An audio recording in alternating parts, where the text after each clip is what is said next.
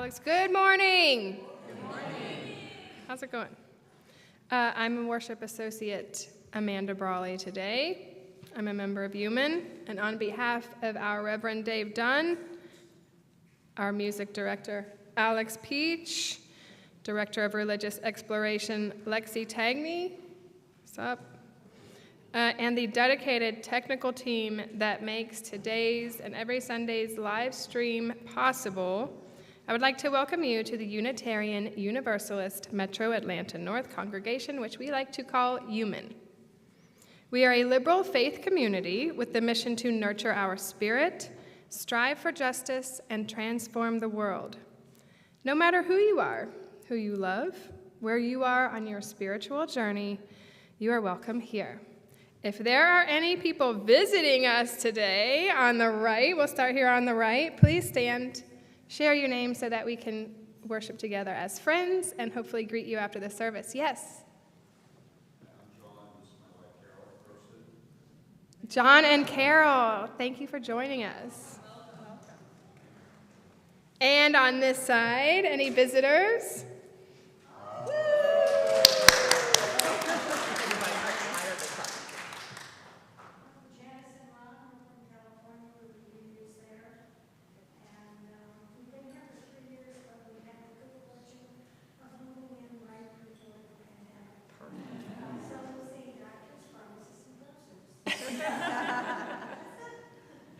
Janice and Ron, thank you for joining us.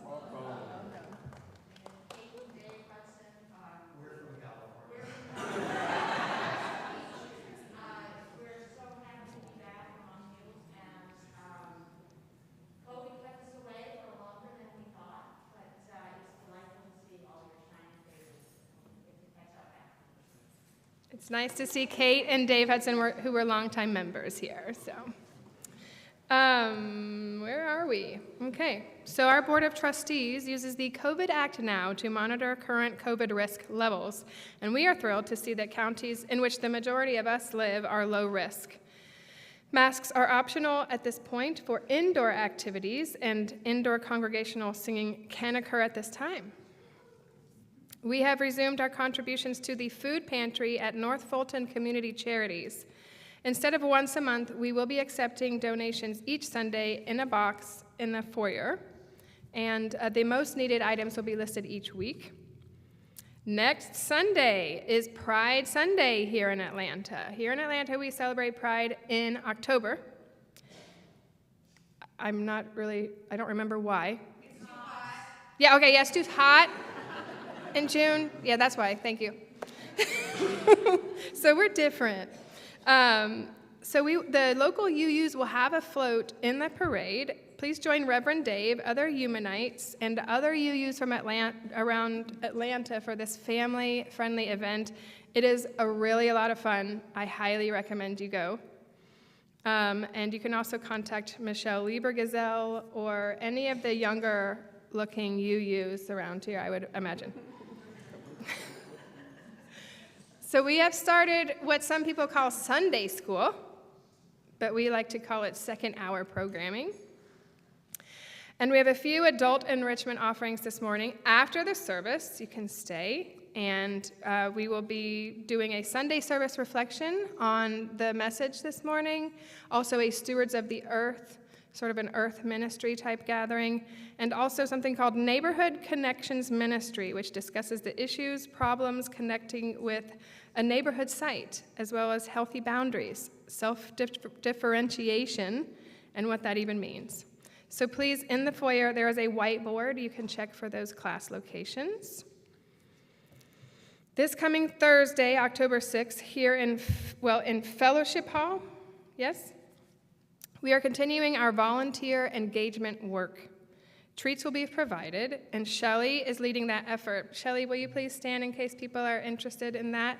So that's this Thursday, 6 the 6th at 7 p.m. Please join us.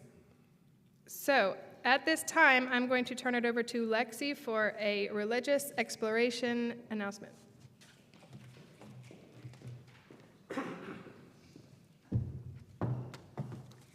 Hi.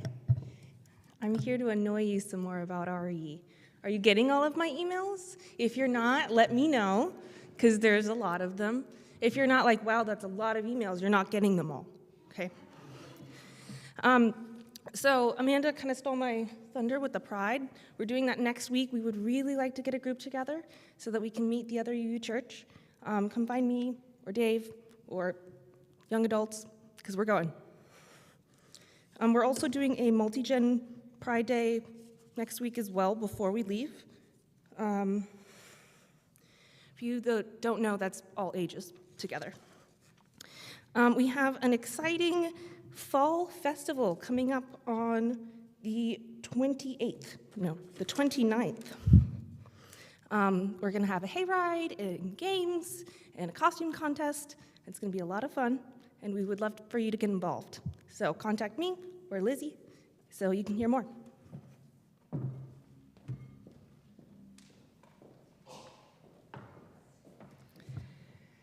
And we have an announcement from our Harvest Moon Auction Committee.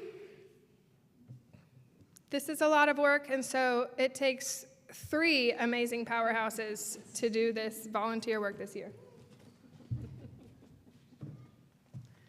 Good morning. So I'm Miriam Patanian, and I am one leg of the stool of tri-chairs for the Harvest Moon auction. And if you haven't visited our table yet, you don't know what you're missing. Every week we have a little giveaway, so if you've given us an idea about something you'd like to offer, or if you've given us an idea for what you might do with the coveted UUMAN parking space other than park your car in it. Tea party, anybody? Yoga? What else might you do with the parking space? Have a traditional Scottish dance party? I don't know. Think about it, give us some ideas, and the top 10 ideas will get videoed for the world premiere on the night of the auction, which is November the 5th at 7 p.m. right here, also online. The other way that you can just come over and talk to us at the table after service, write your name down, and then we will put your name in for a drawing, and you get to win whatever this week's giveaway is. One of our newest hot off the press items is that you can now register online for attending the auction. Registration is required whether you're going to attend in person or online. The cost is $10 per person.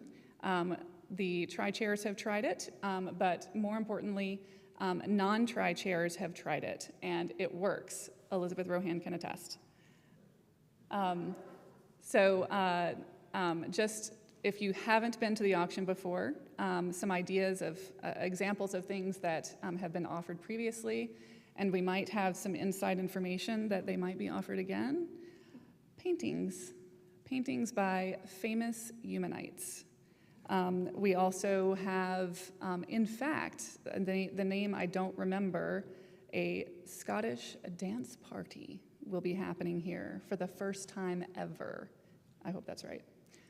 And also, for those of you, whether you've done it or not, you probably have heard about Judy Jewell's wine tasting. I am thrilled to say that it is going to be in the catalog again this year. So be here November 5th. I hope the Hudsons will extend their vacation so that they can stay for it. Thank you.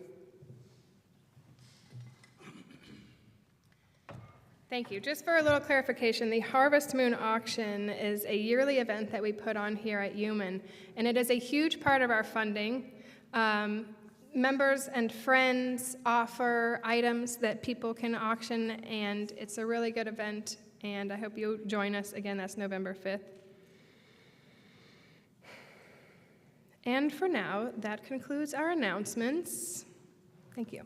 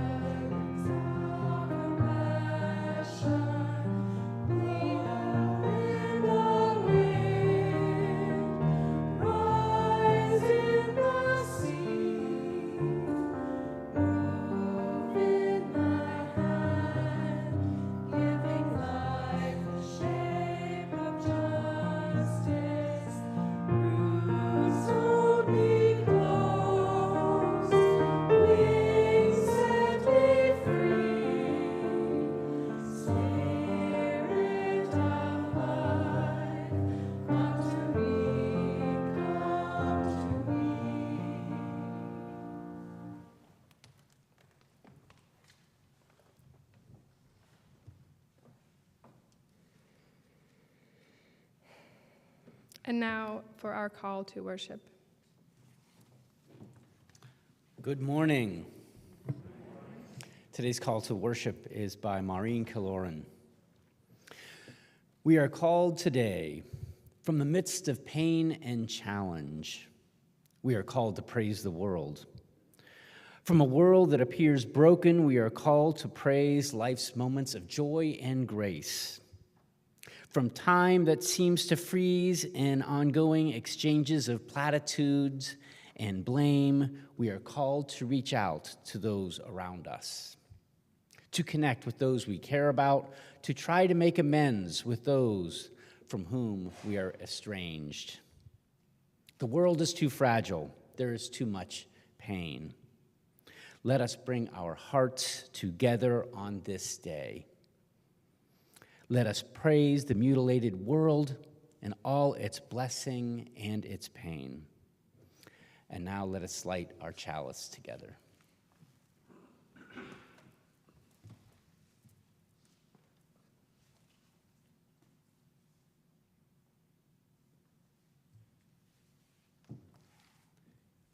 As we light our chalice as members of this congregation, let us nurture our spirit, strive for justice, and transform the world.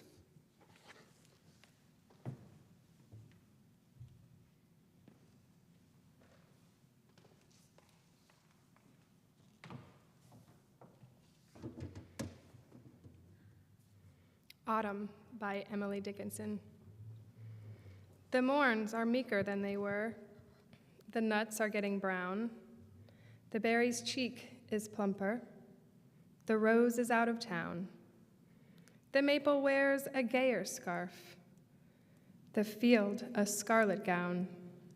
Lest I should be old-fashioned, I'll put a trinket on.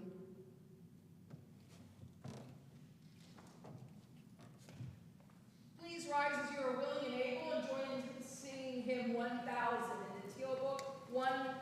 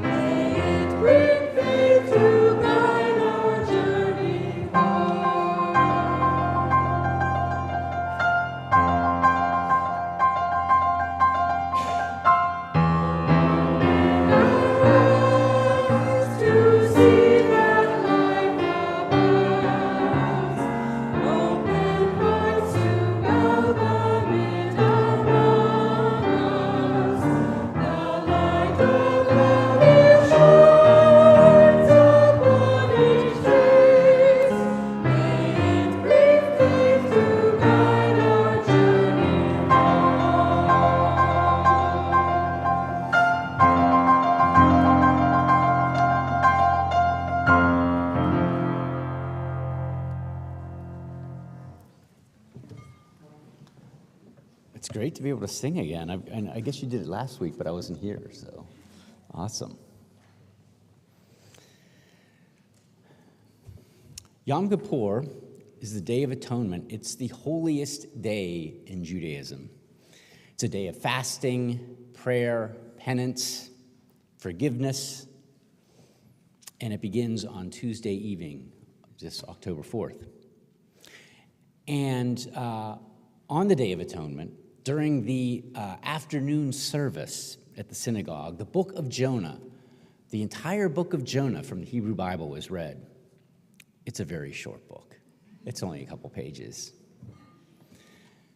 So in the book, Jonah is called by God to go to the city of Nineveh to warn the people there of the impending destruction of that town, because I guess there's been some bad behavior in Nineveh.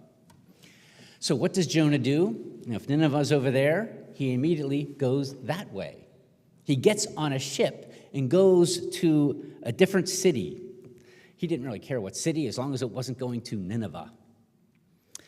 So, on the journey, on the ship, God causes a tumultuous storm. A tumultuous storm that the sailors don't know what's going on. It was supposed to be an easy voyage, and it's stormy. So Jonah, however, isn't panicking. He's actually asleep in the bottom of the ship. Doesn't have a problem with it. It's a little bit befuddling, his behavior. But everybody else is panicking. Finally, the captain of the ship goes and finds Jonah and says, look, we're all praying to our gods to be saved from this storm. You need to do that as well. And Jonah just says, I know why this storm's happening. It's because of me. Because I am refusing to do what God told me to do. So you probably need to throw me overboard. And the people and the sailors, despite their panic, say, no, we're not going to do that. But still, the storm rages. It keeps going. And then, finally, the sailors are like, Jonah talks them into throwing him overboard. And they do. They throw him overboard, and the sea goes silent, smooth. But not before Jonah being swallowed by a giant fish, a whale. And he's in the belly of this fish for 3 days and 3 nights. And he prays. He doesn't really say sorry. He doesn't ask for forgiveness so much, but he does pray. And after 3 days, the ship spits him out on dry land. And Jonah makes his way to Nineveh. And he warns the people of this city that if they don't shape up, God is going to destroy them. And the people listen to Jonah. They repent. All of them repent. And God spares them the wrath of destruction. And what does Jonah do? Jonah becomes upset. He becomes upset at God for sparing the people of Nineveh. What about justice, he seems to say? The people of Nineveh deserved to be destroyed. But it seems like, in the book of Jonah, that compassion, forgiveness, and repentance are more important than justice. What we do is important, and our actions do have consequences. Yet justice is given for what we've done in the past.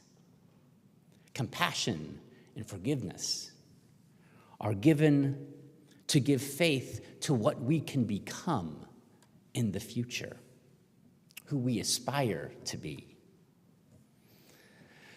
So in this story, justice is important, yet compassion and forgiveness and repentance are more important.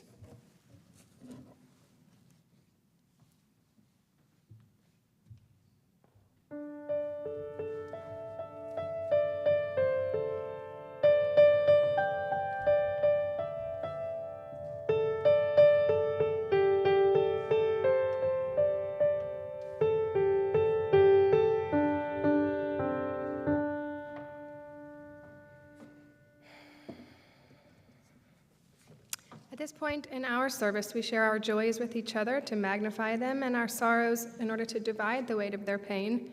If you're so moved, please come forward, drop a pebble in the bowl, and while wearing your mask, if you can, express a joy or sorrow. If you are attending via our live stream and you have a joy or sorrow you'd like to share, please type it in the chat. So Hurricane Ivan left a huge wake of destruction, not only in Florida, but also the Carolinas, Cuba, and Puerto Rico. A little bit lighter LSU beat Auburn last night.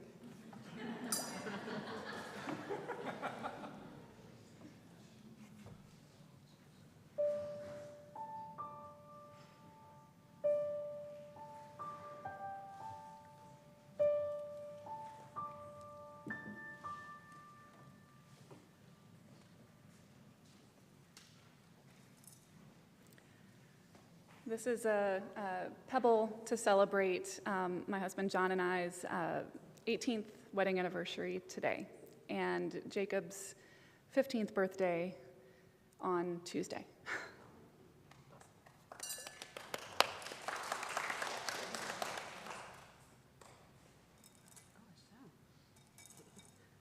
I have a pebble and a shell, both joys. One is for the choir. I love you all, and hopefully I'll be joining you next semester again. And my other, this is actually the shell, of joy is I'm very pleased to report that after a month at school in Boston, Raphael is loving every minute of it. So it makes me very happy.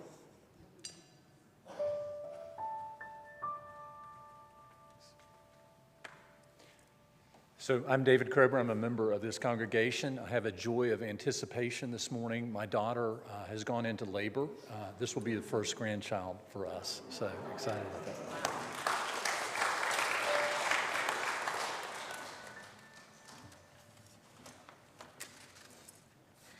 My name is Kelly Callan, and I'm a member of this congregation. And gosh, I'm losing track of time, but I think it was 7, maybe 8 years ago, another dear friend and member, Gus Haydorn, called me about a historic home that was under contract with a developer that wanted to put this house as a clubhouse and have 52 turbo mansions surrounding it. And luckily, Gus also contacted Kate Hudson, who was a longtime member here at UUMAN visiting us today. And Kate, being Kate, got the word out so quick, I can't even remember, 12 hours or something, and we had a sign-up, a petition of people wanting to save this house. And I'm pleased to tell you that not only did we save it, we put a solar integrated roof on it. The roof needed to be replaced, and we were about to, in the next few months, be certified as the oldest net zero home in the country. So I put this rock in with great gratitude for those that jump in right away and make things happen, Kate, because I'm not sure if that would have happened, and reminds me of the old motto of one person can make a difference, and all of us should really try. So thank you.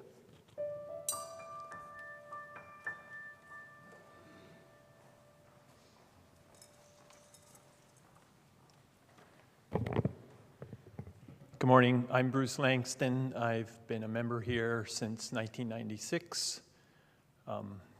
So many of you know me and know my story and maybe tired of hearing it. But when I was in high school, after my freshman year in New Jersey, my parents moved us to Florida.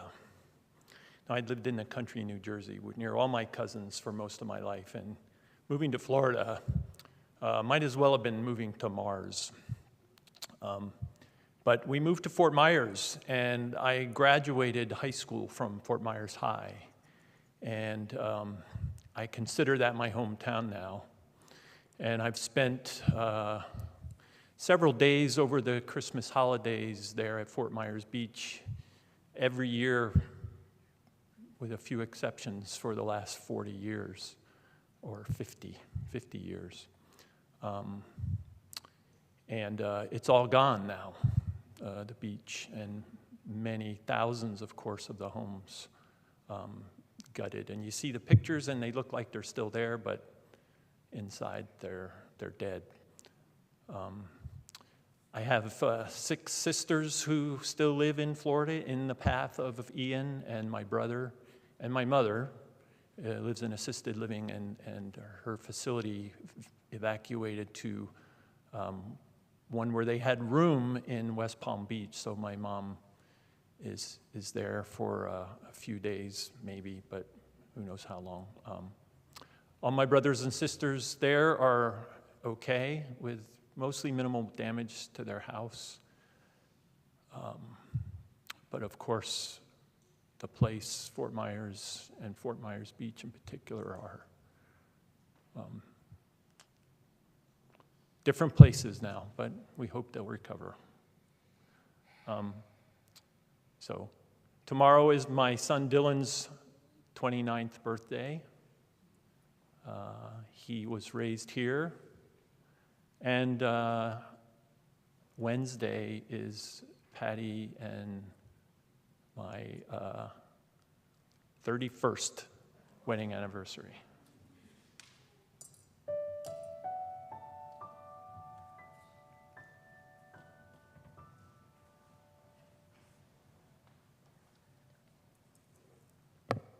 Turn this down a little bit because I'm short. Hi, I'm Grace. This is Liz. Y'all probably saw us over there when Lexi pointed to us. We have a pebble of gratitude, joy. It's a little complicated. On Friday, they and I were both in pretty bad car accidents, and we are very, very thankful that none of the other drivers seemed to be hurt.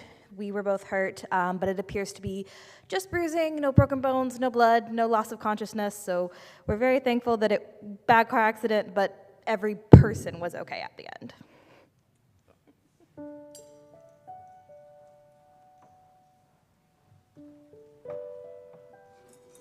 One final pebble for those joys and sorrows, too tender to share.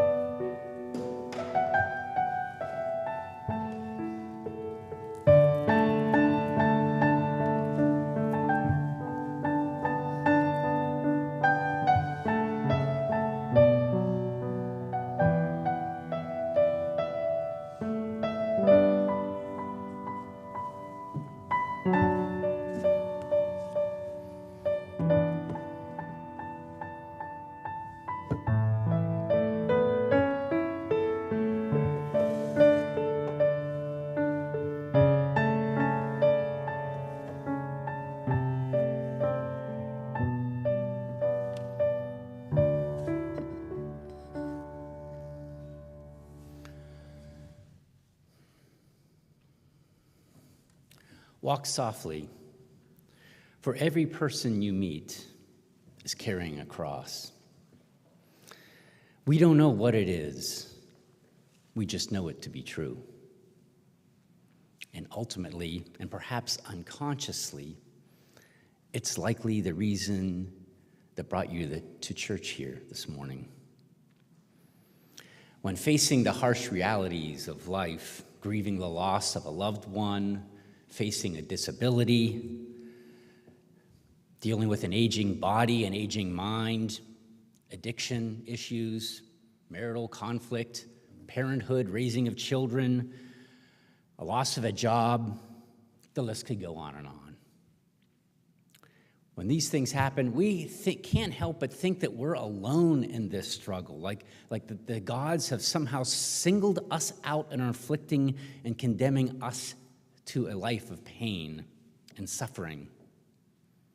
Yet what is true is that everyone you meet is carrying a cross, one form or another.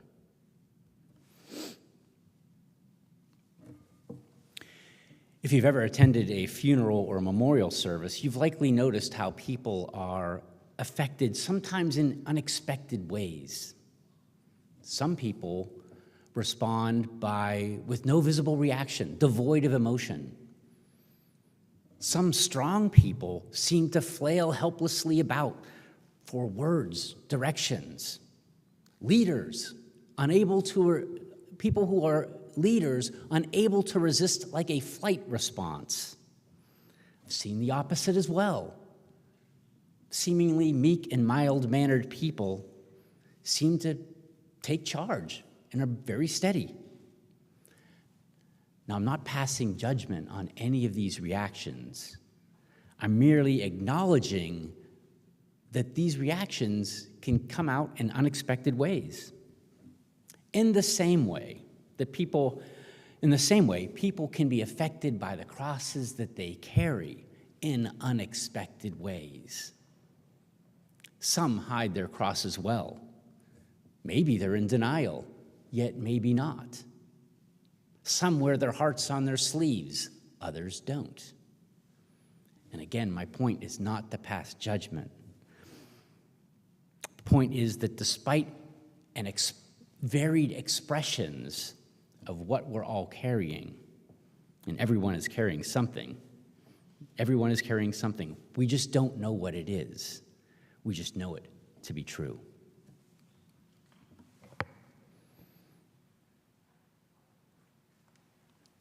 Brene Brown writes, "My mom taught us to never look away from people's pain. The lesson was simple. Don't look away. Don't pretend not to see hurt. Look people in the eye, even when their pain is overwhelming. And when you're in pain, find the people who can look you in the eye. We need to know we're not alone, especially when we're hurting.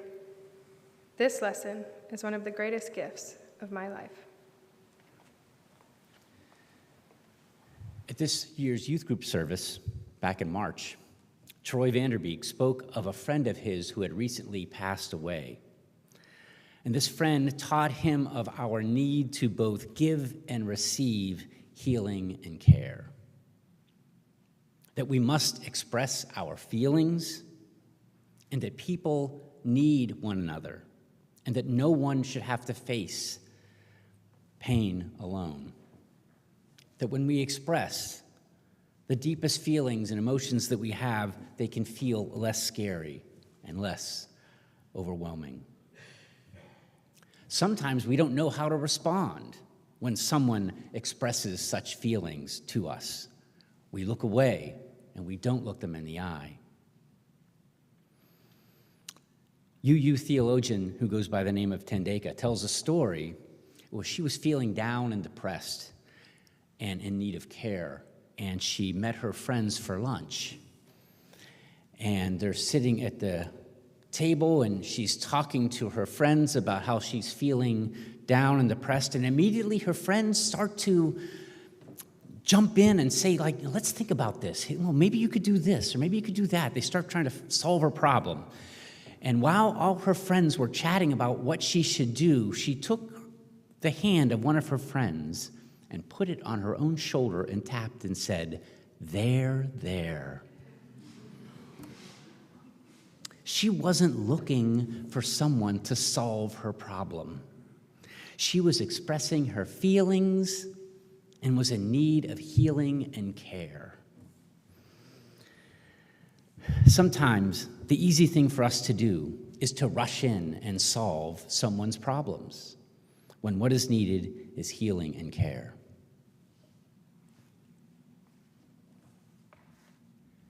The Catholic priest Henri Nouwen writes, "When we honestly ask ourselves which persons in our lives mean the most to us, we often find that it is those who, instead of giving advice, solutions, or cures, have chosen rather to share our pain and touch our wounds with a gentle and tender hand.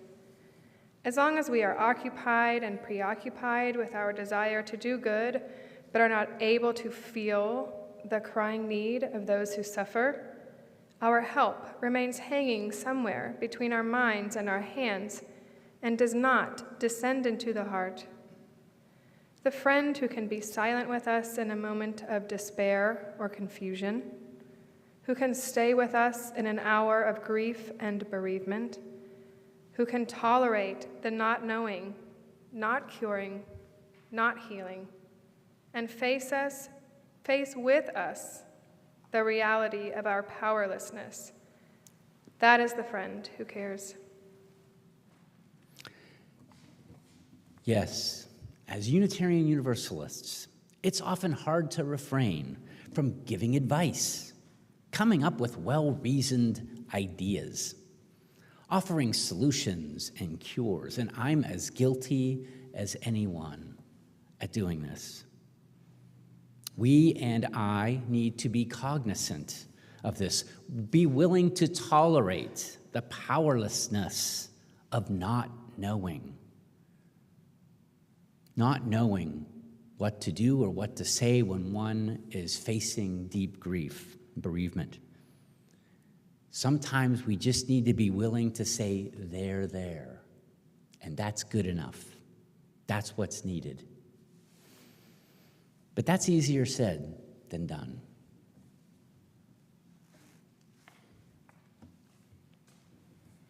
Dandika writes, "We find it easier to talk about our well-reasoned ideas than to delve into the feelings of our own hearts and enter into the shadowed valleys of our own fears and despair. Religious and evangelicals do not have this problem. They traverse this difficult course into the human heart regularly. They attend to the emotional pain of broken souls. They do not turn away from emotional pain, they transform it." They transform it. We too can transform it. We too can transform it through communal healing and care.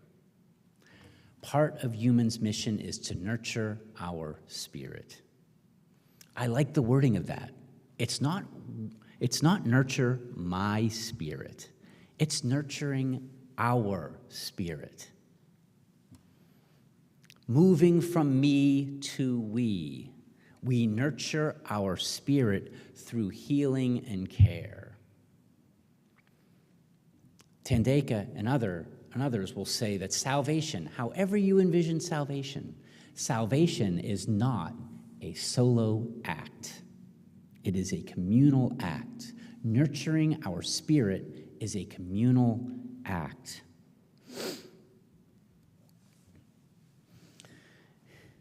Nurturing our spirit, it's more than reading a book, taking a class.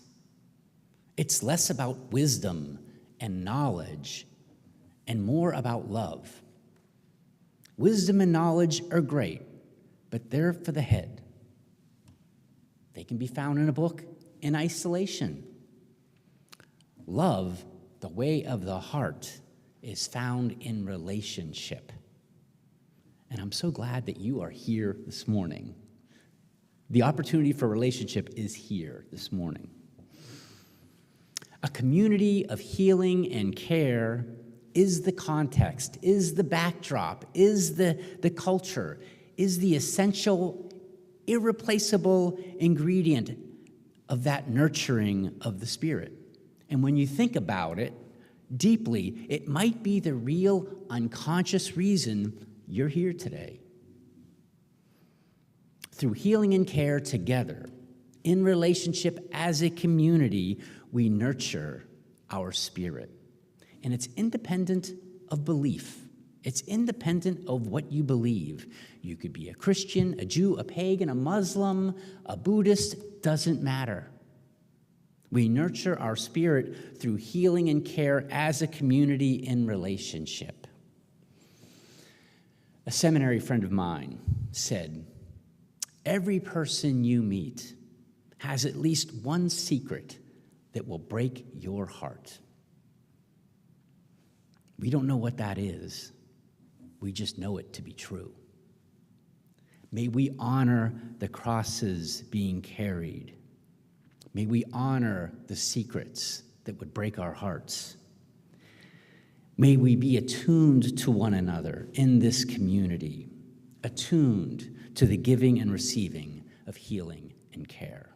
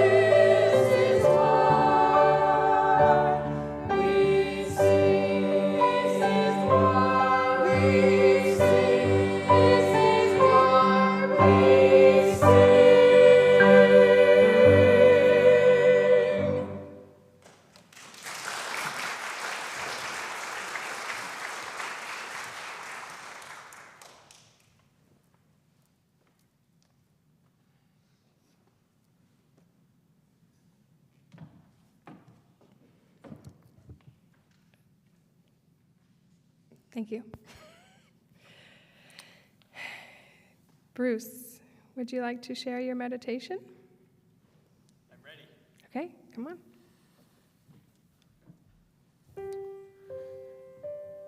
This meditation is inspired by Cliff Smith, the global mindfulness leader at EY, also known as Ernst & Young, where we both work.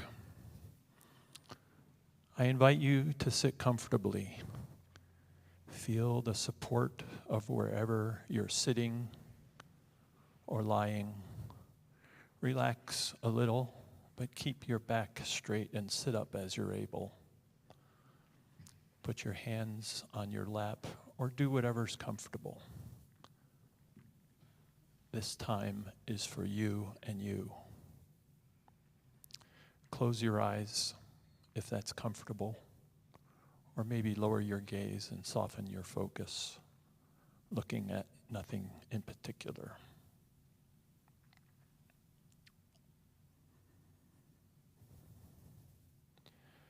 Now become aware of your breath, perhaps the sensation as the breath passes through your lips or nostrils, down your trachea.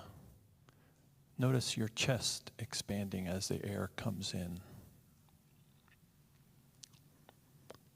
There's really nothing to do here except notice, observe, and give your full attention to what's already happening with your breath.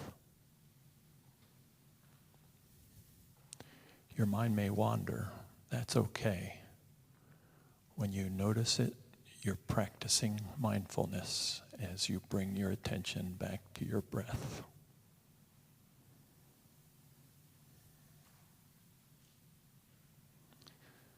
That our bodies breathe without our even noticing is quite remarkable. But actually noticing it is a powerful practice.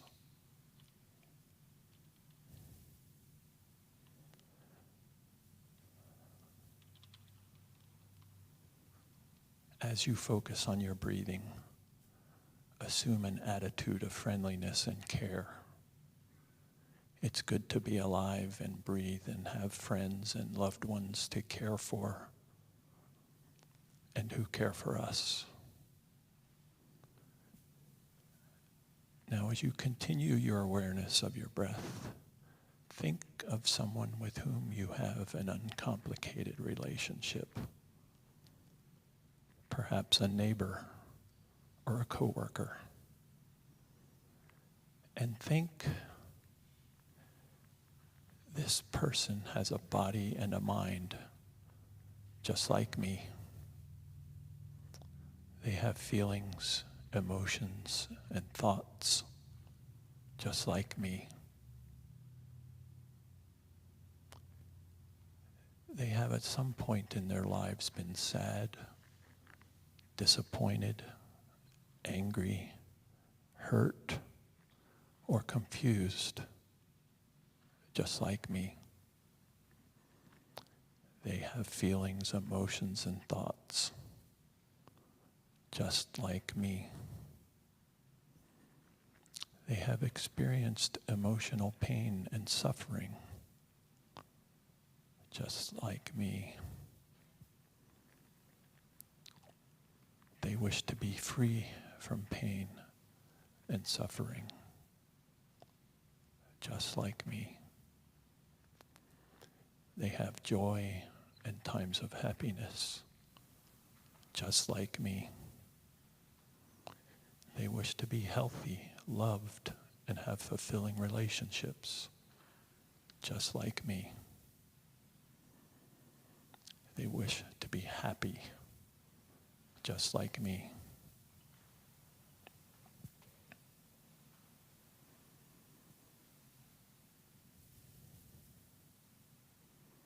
Now bring your attention back to your breath.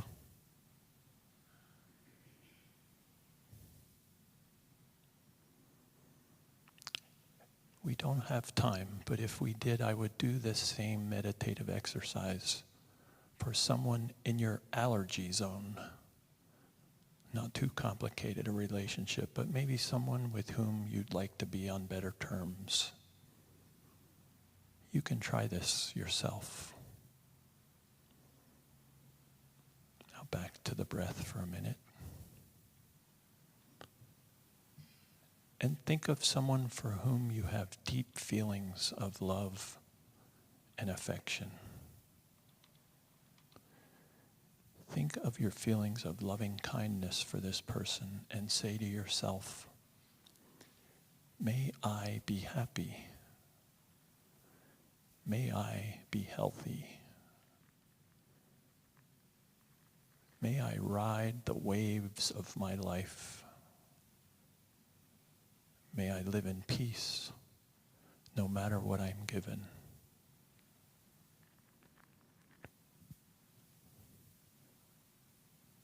Notice your feelings and let them be.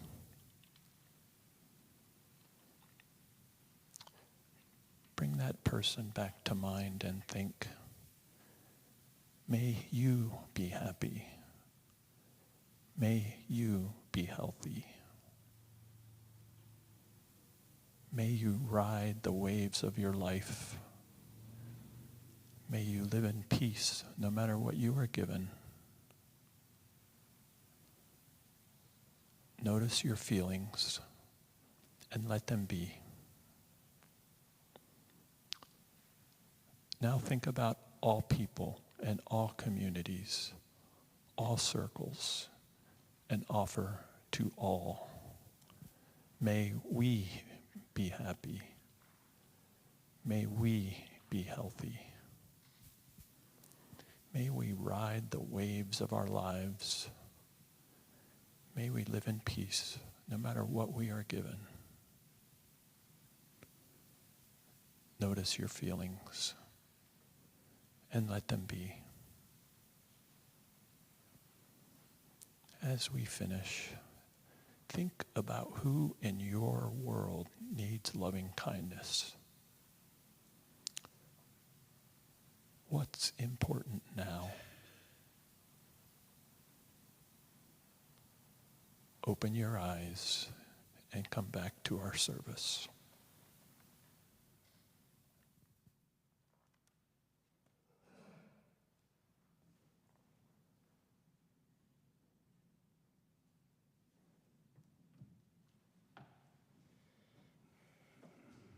Thank you. I always love when we do a meditation.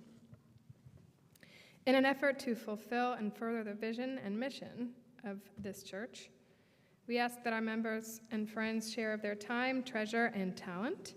And with this, we will now take the offering. You may also use the Givelify app on your smartphone. The UU congregation of Fort Myers and the UU congregation of Venice are currently without power. Their buildings have sustained damage. And their reverend suspects that every member has experienced loss of income and/or property and will need support for basic needs. We are considering sharing the offering plate this morning. Right? Okay. And yes, and the offering will be gratefully received. Thank you.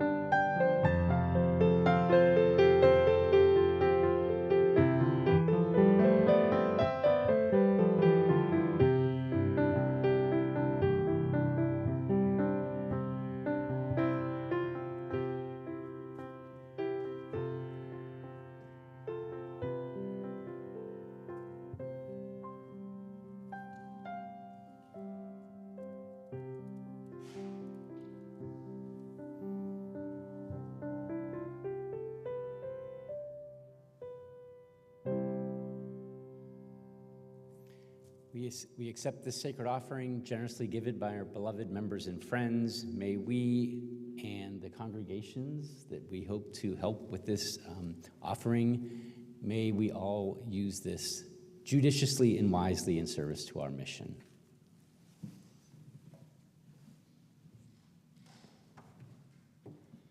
Please join us in singing hymn number 1053 in your teal hymnal, 1053.